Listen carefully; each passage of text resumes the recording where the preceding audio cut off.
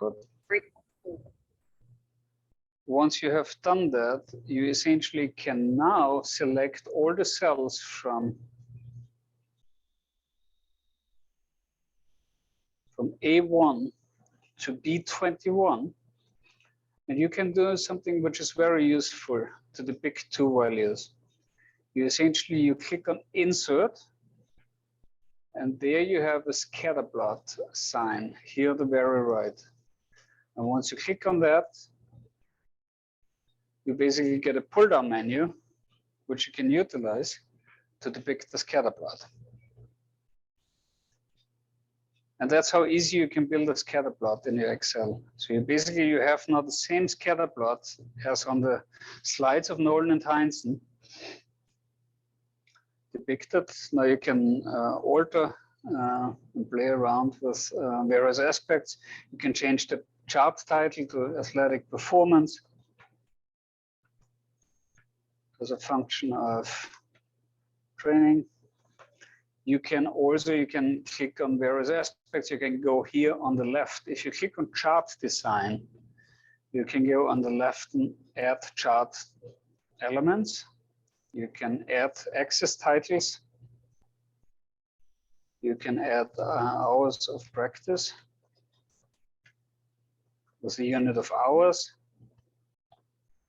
You can change, you can add here access title vertically by adding athletic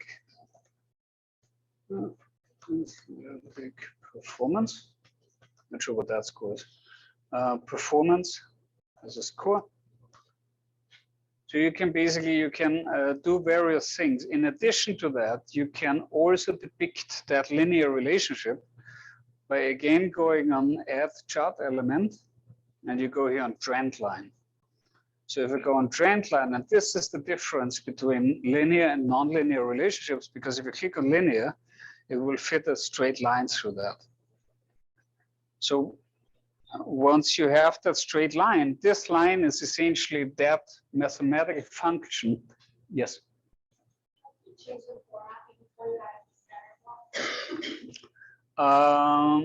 The format of. Yeah, I just changed the title here, the chart title. So were you able to follow along with building the scatter plot? Okay, so once you have the scatter plot, you can change here the chart title. And if you select the entire chart, you can go on Chart Design. And here on the left, you will have Add Chart Element. And Add Chart Element allows you to add here titles, access titles, and various other aspects that you want to add. What did you click to get into that? What did you click to get into that? Chart Design up here. You see? Chart Design opens up. And then what do you click? You click on the very left, you have Add Chart Element. Yeah. Yep. Then you press trend line. And there you can do trend line, you can have titles, you can add data labels, error bars, whatever you want to add there. So there are a couple of very interesting features that you can add to your scatter plot. That's very useful. So with the trend line, there you have the possibility to not only include linear relationships, but you can also add exponential relationships, for example, which it's not really an exponential function, but this is the exponential function I was talking about before. So if you have an exponential relationship, it will depict this nonlinear relationship. But you don't need that. It's like, really, let's focus on the linear relationship for now. So this is what you can do with just a scatter plot. So it's quite easy to depict, and you will need it for the homework. Okay, then we have scatter plot.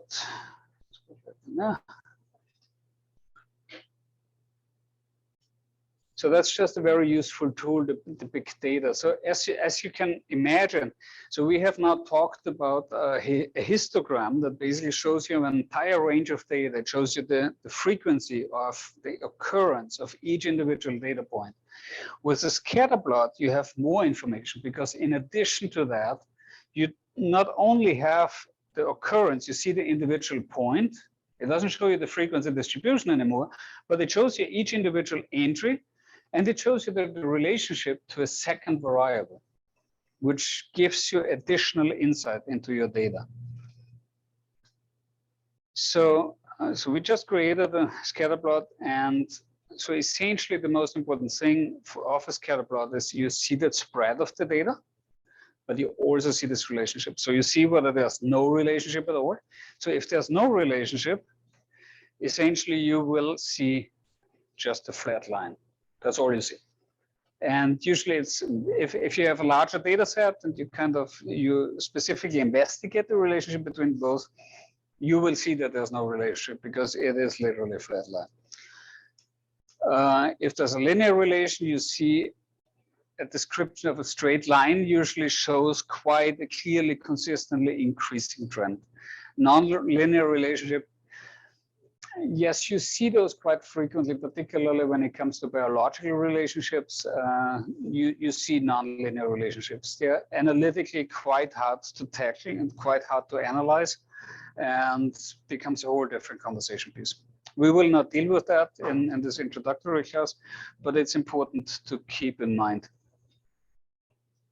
Wait, hold on. Excuse me. Excuse me.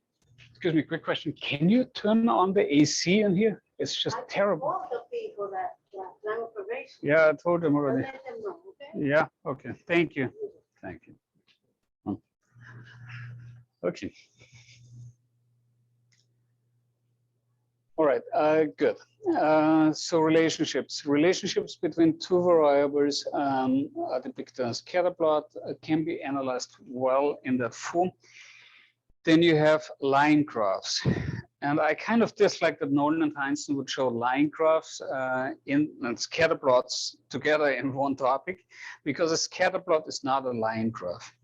Because the beauty of a scatter plot is that you get individual entries. So when you look again at the scatter plot, each of these data points is one individual. So these are all independent, and whenever you do regression analysis or correlation, that's actually one of the preconditions, that each of these data points are independent. So it's not a line graph, because in a line graph you have a continuum, a continuous line that basically connects all the points, that basically indicates that there's some relationship in a continuous fashion. Just for example, here with the so-called time series plot, where you have a continuous spectrum following data over time. So that's a time series plot. This is a line graph.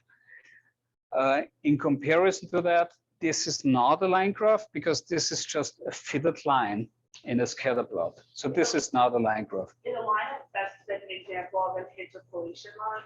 Yes, yes. So this fitted line essentially, so you have various ways how to fit that line in there. So the simplest approach, which is the approach Nolan and Heinzen have used here and Excel is using, is a least square approach, where basically you minimize the distance of that mathematical function of that line to the individual point. It's called least square method. There are different methods, but that's the simplest one. So what important to keep in mind that this line is depicting, just like trend line in Excel, it's depicting the mathematical function. And for in regression analysis, what we will do in chapter 16, we will try to predict athletic performance based on various levels on the x-axis. So once you understand this line and this function, you can use all entries of the independent variable on the x-axis to depict your dependent variable on the y-axis. So you have a mathematical function of that line. You can say, okay, so now I have an individual who practiced 10,000 hours, and I know his athletic performance is likely somewhere in the realm of 6 in average. For the population, this would hold true. So you're predicting a dependent variable based on that function that you have derived from the relationship between the dependent and the independent variable. And that line is your key to that function. But it is not a line graph. So the scatter plot per se is not a line graph. It only utilizes a line to depict the relationship. The line graph, however, is a very powerful tool to depict values over time, where you basically have your positive and the negative attitude of Twitter or Instagram users at different times of the day, on different days of the week. So it's kind of very informative when you think about it, because essentially you see from midnight to six, nobody really has much positive to say. It's like rather negative. Then from 9, from 6 to like 9, 10-ish, it's kind of more on the positive side. Then it drops. By the afternoon, when you're tired, that you kind of like, you had lunch and you're still at work, you want to leave, you're at the lowest peak, not many positive notes. However, once you get home, it's getting again positive. And then when you look at the color coding, you see Monday, Tuesday is the lowest, where you're not quite likely to post something positive. Whereas Sunday and Saturday, this time effect is not as pronounced and you're more likely to post something positive. So these graphs are extremely powerful and extremely insightful. So that's a good take-home message of a time series plot. It's interesting because it also depicts dynamic systems, right? Which by its own mean you have all different times of the day as a reference value. You really see like this longitudinal dynamic of data, which is always more insightful than just cross-sectional data points. Any questions on time series graph? So then we're getting now to bar graphs. So bar graph is basically, you have a scale variable, continuous variable on the y-axis, and you have a nominal or an ordinal variable on the x-axis, which is easily depicted as a bar. And this is easily done here by showing the percentage of internet users who also use Twitter in different countries of the world, where the percentage is basically a continuous variable, and the countries are the nominal variable. So you're basically depicting it as the percentage. You could hypothetically also put some variability on there, but basically you see an overview of that percentage. If you order it as per the magnitude, then you basically depicted the so-called Pareto graph. That's the only difference between a bar graph and a Pareto graph, is the order of things. A bar graph comes in any possible order, like here, for example, alphabetically, can be any other order. If you order it by the magnitude, it's a Pareto graph. That's simple. Right? So bar graphs highlight differences between averages and percentages. We talked already about it briefly with the scaled bias line. So you can obviously really change your perception of these graphs by deceiving it with the scale. And yeah, unfortunately, we don't see this discontinuation, but this discontinued scale, it's somewhat frowned upon, because you're concealing information, you're concealing data. And this is just not a good thing, particularly not if you basically end up with an end product where you literally distort the relationships between various categories. So that's a scale, just representing a biased scale. That's a bias scale, and yeah, inaccurate bias values and bias scale, they're playing in the same sandbox. Okay, deceiving with the scale. I personally have never published anything with a discontinued scale, and I discourage anybody to do that, to be honest. So I would not go there. Good. Pictorial graphs. This is also, I don't know who really does that. I think in some journals you may see that. I discourage from even go anywhere close to there. This would be distorting data with pictures. Like, I don't know where in the world this makes any sense. I don't know. There's an example they found somewhere. Definitely not a good idea. Also, it's not meaningful, it's not insightful, right? It's just basically distracting from the meaning of what they want to show. Pie charts, I know, very popular, but I highly discourage from the use of pie charts because essentially what it does, it gives you the information, but it gives you in a way that you will not easily comprehend, and it's not easy to compare between the different groups, right? If you would think of the same percentages that you see here on the pie chart as a bar graph, this would be much easier to compare. So and I'm not alone with this opinion, I do personally not like pie charts, and I discourage everybody from using them.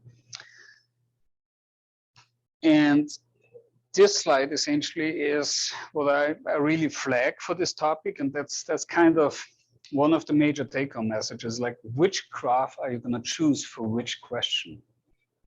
And that's really where the money is, right? So you have one scale, and you have one scale variable, and you want to depict it. You want to introduce your reader to that variable. You would use either a histogram or a frequency polygon. The frequency polygon is essentially nothing else but a histogram.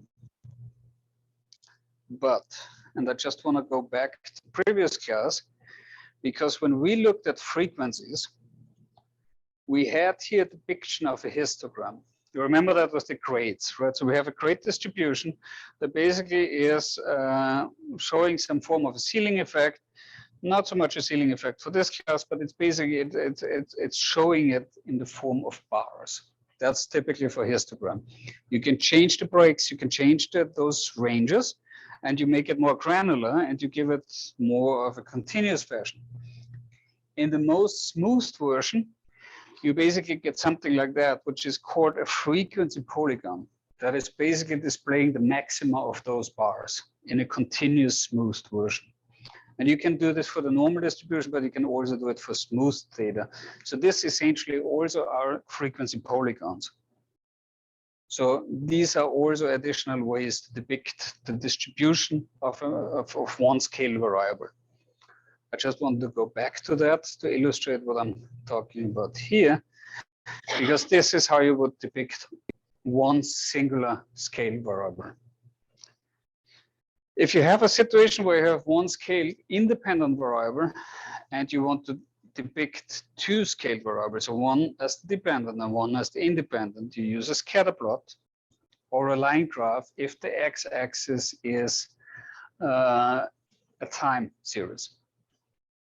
If you have one nominal, one ordinal independent variable and one scale dependent variable on the y-axis, you will use a bar chart, or if you insist, the Pareto chart, and you order it by the magnitude. There are very specific research questions that would prompt one to use a Pareto chart over a bar chart. Two or more nominal or ordinal dependent variables, you would always resort to a bar graph.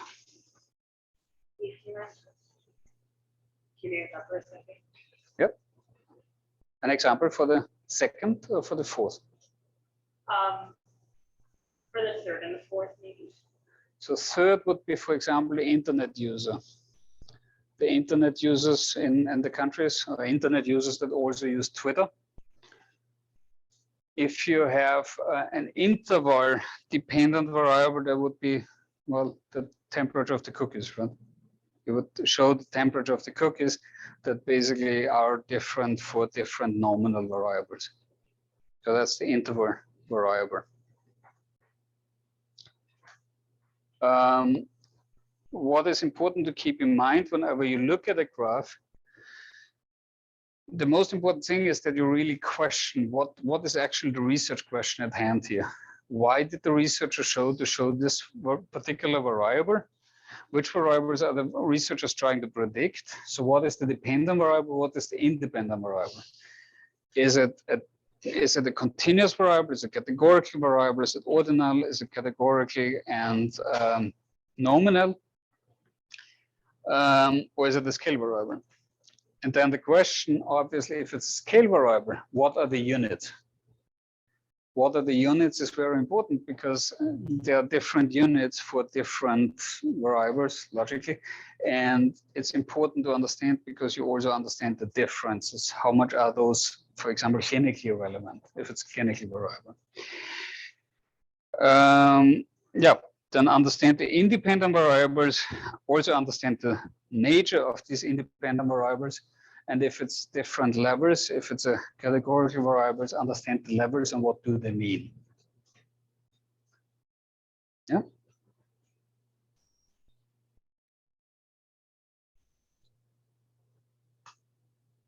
The general guidelines for creating graphs is essentially that you firstly, you need to have a title.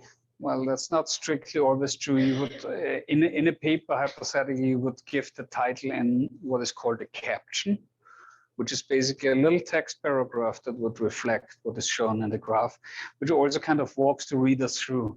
What does this graph show? Why is it relevant? Why does it matter?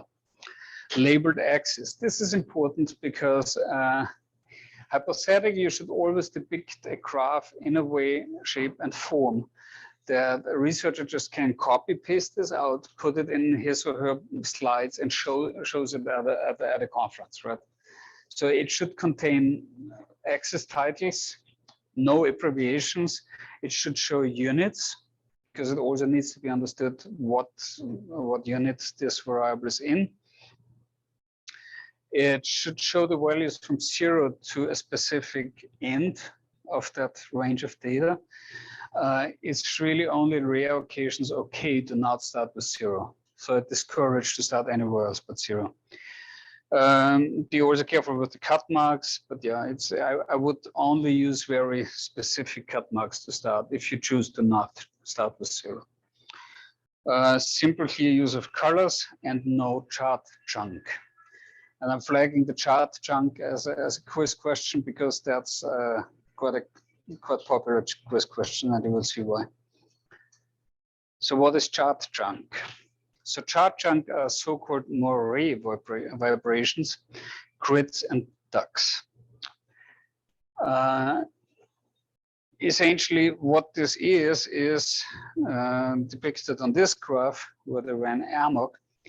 So you have the moire vibrations. These are those vibrations here on the bars. It's just an absolute disaster. So don't go there. I know that Excel has a lot of functions how you can make them colorful and you can make them with different vibrations and patterns. Just refrain from doing that. It's not purposeful. Then you have the ducks. These are usually like big pictorial kind of depiction on the graphs, also rather not helpful. They've been more popular like decades ago. If you look for really old publications, you still see those actually. There was a time where they were quite popular. Now it is not really used anymore. Also refrain from using the grids. The grids are these grids in the background that basically should be serving the purpose to make it easier to understand the magnitude of that bar. But essentially they're just misleading because they just make this graph so incredibly busy that it's not easy to interpret. If you would ask me, rather than a grid, I would just create maybe 2, 3, 4, max 5 reference lines that would indicate reference values of some relevance or interest. I think that's kind of okay and acceptable. All right, chart chunk, more reverberations, ducks, and grids. Then we have the future of graphs. So we have interactive graphs, and that's actually kind of that's pretty cool. So you have graphs that you can construct, and there are great softwares that they even have some packages that allow that, where you can take the graphs and you can kind of turn them, you can change them. You can click on particular aspects of it and it will zoom in and it will allow you to look at it from different angles. So that's kind of useful, but it's also somewhat a little bit it's going a bit too far sometimes. But then on the other hand, it allows you to gain insights into that graph, but you could never print it. So in the end of the day, you want it in a paper, and you don't want an interactive kind of depiction. You want something that is easy to interpret in a quite simple fashion. Generally, when it comes to graphs, the simpler the better. It can be complicated if it's not following a clear presentation, a clear line of thought when it comes to presentation. Then we have geographic information system, these GIS systems and mappings. That's kind of cool. There's a lot of open source software out there where you can input maps and you can color code countries, for example. You can color code counties. There's so much technology out there and so much software and information out there that you can depict in quite advanced fashion. So these are these GIS systems. That's we have quite a few in population health. These are very popular tools to essentially show data over a large area or region. Clinical applications, yes, nowadays you have systems and softwares where you click on a patient's chart and you basically swipe through and everything is based on an iPad. All these systems exist and they're used quite frequently. But when it comes down to the actual raw data on the back end, the analysis is always done on raw data that basically serve this business intelligence tool that allows the depiction of data like that. Also with word clouds, that's not very insightful in my head, but it's popular in some applications. What is interesting now when it comes to depicting data on several dimensions in one graph, basically, this is a nice depiction of positive emotions as a function of self-reported health with, the happiness level in the country depicted as a color code and the size of the country or the income as the size of that bubble. So this is a bubble graph. And you will see the discussion topic entry the video of Hans Rosling, who's a very brilliant epidemiologist, and he works a lot with these bubble graphs. So you will think of me when you see that video. And it's very fascinating how he depicts population health data using bubble graphs and other graphical tools. And so this is how should I say, it's somewhat complex and it requires a lot of explanation.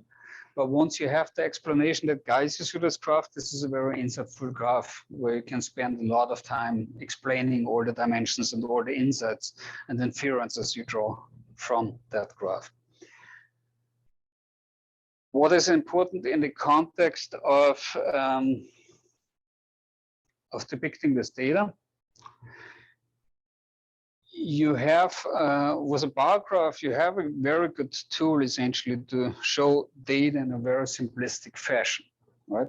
So you have here a percentage depicted of individual entries that you see here on that side.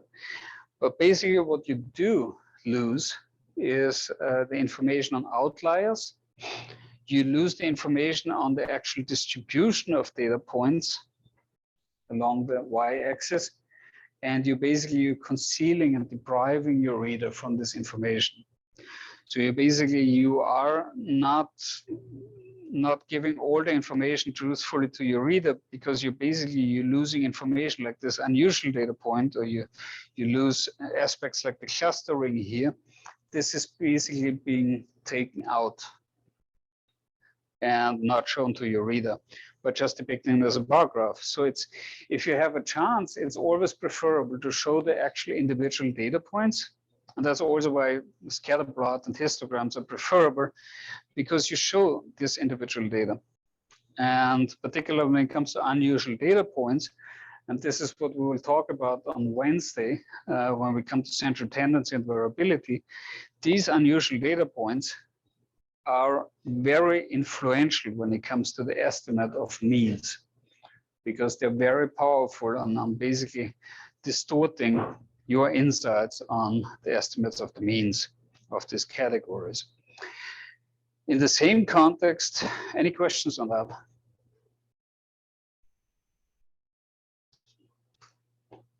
If not, then we can go to the last slide, essentially that shows the so-called violin plots. And that's a very elegant way to depict data. So you have here a graph that is shaped like a violin. And it's essentially a graph that shows a lot of information. So you have here the middle 50% of scores. So all raw data entry, you have 50% of all raw data entries are basically below this point. The other 50% are above this point. So it's basically, it's splitting the data in half. So now you have this middle score. So you have 50% above, 50% lower. You have 95% contained within this range from this lower end of the whisker to this upper end of the whisker. So that's 95% of your data. And you have 25% and 75%. So you have the so-called interquartile range contained in this bigger bar here. In addition to that, what you also have, and this is where it's getting elegant, you're also depicting the distribution of your data. So the distribution here quantified in the shape of something, if you would tilt it, you would basically see almost a frequency polygon that is here depicting the entire range of data and shows you exactly where the frequency distribution is getting more current, where you have a higher frequency of occurrence of the individual points corresponding to the y-axis, and where the frequency is getting lower and where the outliers are located. Data points that are exceeding these whiskers, which they're called in a box whisker plot, are basically shown with individual entries. So you still see the actual point once it exceeds that end of that whisker. So it's a very elegant way to depict data and getting more and more frequent nowadays. And R has some really good codes for that. Okay, any questions on that? Any questions on any aspect of graphical display of data?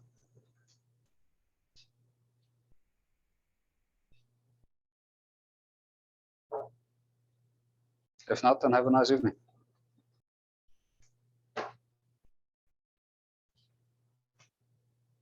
Any questions? We're through the material, so we can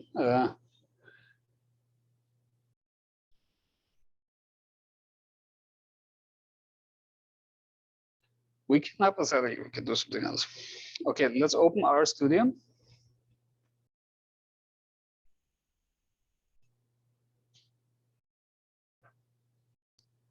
Let's copy from module 3 our code over. So we go module 3.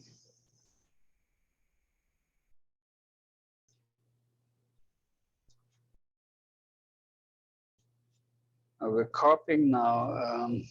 So to your point, right? So you tried to copy that over? Yeah. So if we take now this R code, we essentially can now simply copy this over. We open a new R script. We can now go on save as, and we're saving this now as an R script in our folder, in our in-class folder. We go on STAT1021. We're putting it as module 3. So we can add and label this as module 3 R code. And essentially, let's look at it one by one. So we have here, so the first line here basically does nothing else but remove everything from the environment. So RM is a function that basically removes everything that is contained in the environment. With list equals ls. ls is a general command that will basically give you an overview of what is contained in your environment. Although you see it here on the right, in the right upper quadrant, You see the data contained. You see contained which objects are in your environment. You can essentially, with ls parenthesis open, you see here an overview of all the objects that are contained in your environment. So ls, list equals ls, will basically pass on an information to the remove function, rm, removes individual objects from your environment. With list, you will give it a list of things to remove, and with ls, you basically tell it to remove everything. So that's essentially what you're doing with this code. If you run this with Control Enter, you will essentially remove all objects from the environment. So environment is empty here on the right. If you go now further down, you have here with the hashtag, you basically comment. Commenting is basically giving additional information about what the code actually means following that comment. So if you run this, nothing will happen. It will just state that comment. If you go on line 5, you are running a code that will build a data frame listing all the countries and their respective volcano entries. So this is exactly the volcano data that we have looked at last time. So we're seeing here all the 55 countries with all the volcano entries. You can also display always what the object contains by basically calling this object in the command line. So if you have labeled your data frame as df up here, so df, and with this pipe, that's how it's called, you're packing this data frame with the entries for country and count, which are the volcano counts, into the object df. So if you call this object df, you get an overview displayed on your console, in addition to what you see here on the right in your environment. If you want to create a subset now, you essentially subset your data frame to those that have a count of smaller than 18, which was essentially the number we worked with, right? So you can, with df and specification with brackets, you can basically lower the counts down to less than 18, indicating a subset of that object. So the reason why it's doing that is because everything inside there will basically be clarified. Everything in the bracket is basically characterized by everything before the comma and after the comma. So this comma basically indicates that it will only take lines that fulfill a certain criterion. So this basically indicates that it will only take entries in our data frame where the count is less than 18. After the comma, if this is blank, that basically means that it will include all the variables contained in the data frame. So you're sub-specifying count as the row entry, and after the comma you leave it blank, that means it takes all. So what df1 will look like is basically a subset of,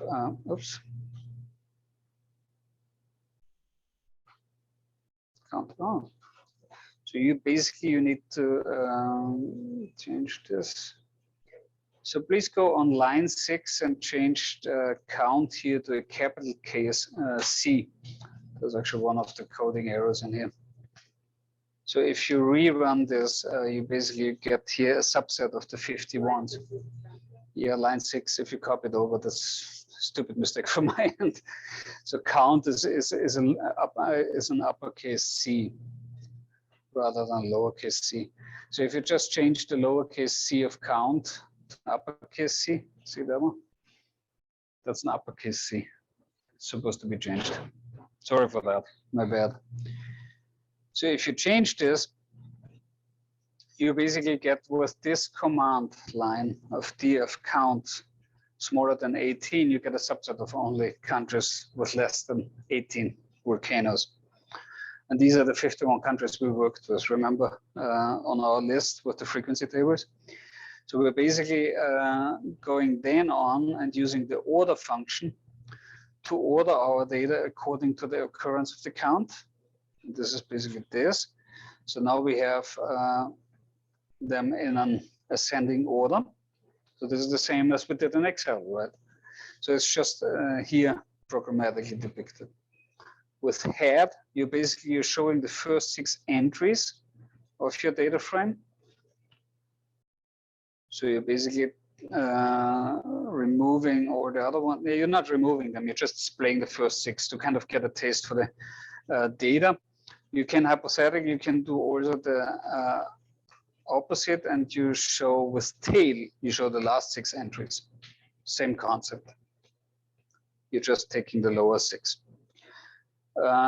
With the frequency table, you're basically moving then on line 19, is basically creating the framework of a frequency table, which is essentially a number from 1 to 20. So it's just the empty shell, not yet the frequency. So we have here F table is the label. With data frame, we're indicating that this is going to be a data frame. With count and frequency, we're basically giving the column names. With 1 to 20, you're saying, okay, so this, I want 1 to 20 as entries. And if you just take one column 20, you basically get a list of 20 entries that are consecutively increasing. So you can do this with one column 20, and this is kind of a way how you will generate and ask R to generate a list of numbers. So you can do this with 1 to 4, comes to the same thing. So this is a way how you instruct R to do exactly that. So when you create now this file, you basically get F table, you get an object, the data frame with a count from 1 to 20, and for frequency, you only tell it NA. NA is basically how R deals with empty rows. So wherever Excel doesn't show you anything, R will basically fill it with NA, which is kind of easier for R to process. So when you give it a command like that, it will basically build as many NAs to fill the blanks next to the 1 to 20. So this is why this frequency table looks essentially like this. So you have here 1 to 20, and here, can you see it? That actually this depicts here an accompanying NA. It basically gives you avoids empty rows. And now it's getting a little trickier. So now we're doing something that is called iterative loop. So this is a little bit easier, it's a little bit harder to explain, but essentially what you have here is you're counting the frequency. And you're counting the frequency with a command that is length. So if you have length and you want to you want R to estimate the length of a certain entry. So you have DF1 as our data frame, which is subsetted to less than 18 volcanoes only. You do DF1 and you're taking countries. So you're just focusing on the countries now. So this should be 51 entries. So if we say now DF1 country, it basically gives now 51 as an outcome. So if you use the same approach as we have done up there to specify this estimation by saying we only want countries that have a certain number of entries, and you do length of DF country, where DF1 count is now, and with double equal, you can specify criterion, where this is 1, you basically get 14. Because what you're telling it, so now here with the length of DF1 country, you ask R to count every individual entry in your variable country. If you say length of DF1 country, but only count those where count equals 1. It will only count those. And these were 14 also in Excel. So now essentially what you want to do, you want to take this 14 and assign this to frequency table I. So what does that mean? So if I say I, so frequency table I can access and I can call every individual entry of frequency table. If our, let's actually do that. Frequency table, again with the comma, we're separating into row and column. So if I want to have the entire row of a specific entry, I just leave it blank, then it gives me the entire row. If I say now I want only the first column, let's do first row, I get here count of 1 and the frequency is NA. So if I want only the NA, I would do 1 and 2, that gives me exactly this NA. And this is what I want to override with 14, because that's our entry for 14. So we want not this, we want F table 1, 2, which is the NA entry, which corresponds with a count of 1. And we want it to be overwritten with our length df1 country, where df country, df1 count equals 1. So this is now 14. So we have now completed our first entry. So we basically have in our frequency table now taken that count 1. We've utilized this 1 as our criterion. We've utilized this criterion to basically count the number of occurrences in our data set. And now this had a frequency of 14. And following this overview, I essentially just implemented this in a so-called for loop. And this for loop basically repeats this 20 times. Although it's only 17 entries, but it's computing it from 1 to 20. You remember that the frequency table was 1 to 20, right?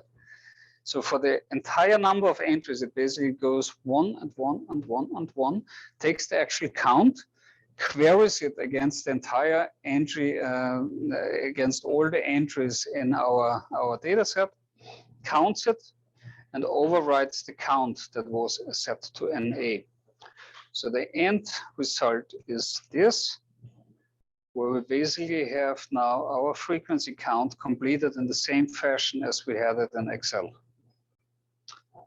And that is essentially what the for loop did now. So basically it ran iteratively through 1 to 20, used the counts and overrode it according with the count. I know that was a little fast now, but basically we're now on 26. We're basically running the same thing. Again, iteratively through, we're calculating now the percentages, and these are the percentages we calculated the other time in Excel. And we're utilizing this now to calculate the percentages here as an additional formula. So now once you run this and you call F table, you get exactly that frequency table as we have computed it in Excel. So, yeah. So as you can see, it's a little bit more flexible. It's a little bit easier to manipulate it and to essentially customize it in case it's needed. Well, they're the practice labs, which we will work on Monday. You don't need to learn how to code this. Don't worry, if this is the question. So essentially what my vision with this R coding is, I want to walk you through that. And I really recommend that you will try around a bit and play around with it. But in essence, what I'm asking you to do, and this is a low-hanging fruit of gaining 50 points in the course, is to rerun the code and submit the ran code to me. So just basically run it in that fashion that you're running this code that we're discussing in lab day. And then you basically you just copy paste that code from A to B, pack it in a text document and submit it via Canvas to me. You want us to write it? I want you to run it. I will give you the code. It's like literally, I just want you to have that code at your disposition, and I want you to kind of walk through with me and kind of experience programming in R. You will not learn how to code based on an add-on to a course, but I just want you to have those code at your disposition. I just want you to go along with me and just run the code once, and then save it somewhere, and hopefully it's going to be helpful to you at one point. It's basically it's very valuable code because it contains code that you may be needing down the road whenever you do an analysis or research project or whatsoever. Yeah. We're doing that on lab day after the quiz. It's going to be more relaxed setting, don't worry. All right, have a nice evening.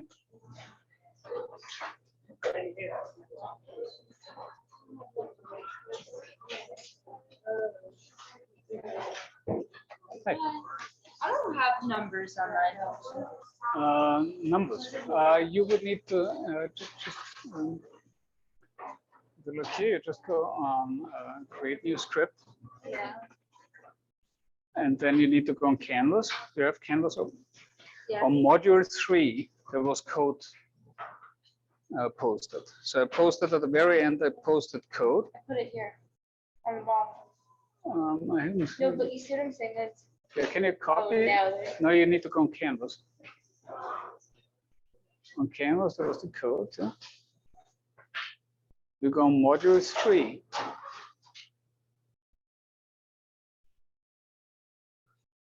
Yeah. Yeah, you go a little down. Our code, yeah. And that you copy in the script. Yeah. Yep. Oh, no. That's it. Okay. Perfect. Yes. So like I'm just confused. If you could explain to me like the difference of like I guess you gave us this code and I copied and pasted it into there, and like what am I supposed to be getting to? Meaning like what am I going to be asked to show? So essentially, and this is the code that you will get on Monday. So I just want you to run the code and have the code at your disposition. That's the idea, because I believe that this code is valuable. And if you ever gonna start a research project, the deliverable is essentially nothing else but selecting this whole thing, copying it in a text file, which I will show you how to do. And I want the text file submitted to me. That's all I want. But you gave us the code, so I didn't will do give anything you. different. No, but you're running it. But I just pressed the run button. That's it. You're welcome. But Now the idea, like, am I supposed to change anything in the code? well, we may, if, look, 99% of this class is not interested in R. I'm This- interested in code. I know, and that exercise is for everybody, and that 1% that's interested will take advantage of it. Okay, but For you, it's as just an we- exercise, and it's like 3 points. If you're Okay. not interested in that, that's fine. Okay, thank you. You're welcome.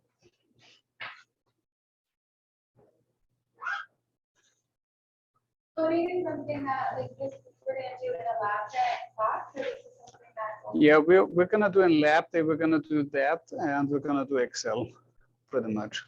So it's gonna be depending. And that we do like together as a class, or like independently. No, we're doing it as a class. Yeah. It's basically a recreation of the Excel examples in R. That's pretty much what it is. Thank you so much. You're very welcome. Have a good night.